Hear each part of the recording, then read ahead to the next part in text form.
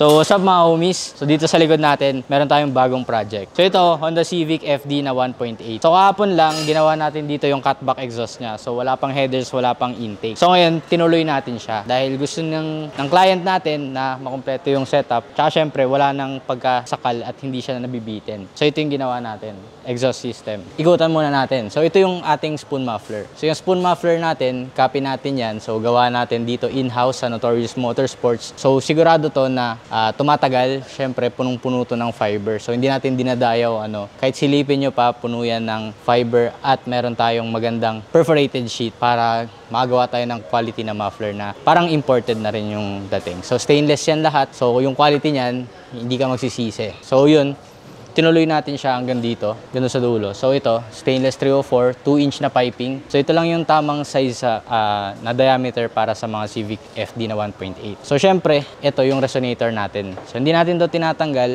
dahil ito yung nagbibigay ng back pressure. Dahil nga yung stock natin, merong resonator, so bakit natin siya tatanggalin, di ba? So huwag kayong makinig sa mga nagmimekos-mekos dyan dahil yung resonator, kailangan natin yan. Yun lang masasabi ko.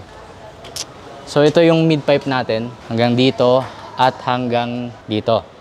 So makapansin nyo dito, meron tayong flexible pipe. So yung flexible pipe na yan, nandyan yan para ma-avoid tayo ng damage sa ating exhaust system.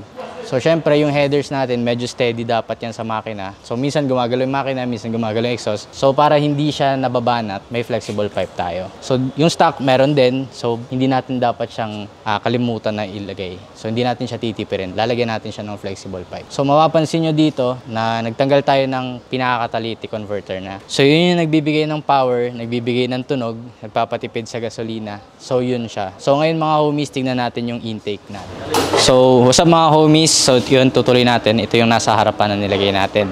So mapapansin nyo, ito yung tinutukoy kong headers natin. So hindi siya basta-basta. So hindi yan minekos-mekos lang dahil may style tayong ginaya dito at in-improve natin. So ito, sure na walang check engine, walang magloloko sa computer box o kung saan dahil andito pa rin yung ating sensor at tama yung placement niya at tama yung diameter ng pipe. So ito nga pala yung air intake system natin with aero filter, product of Thailand. So itong filter na to, maganda to dahil washable na siya, tsaka yung hangin madali nang pumasok sa kanya. So more air, more power.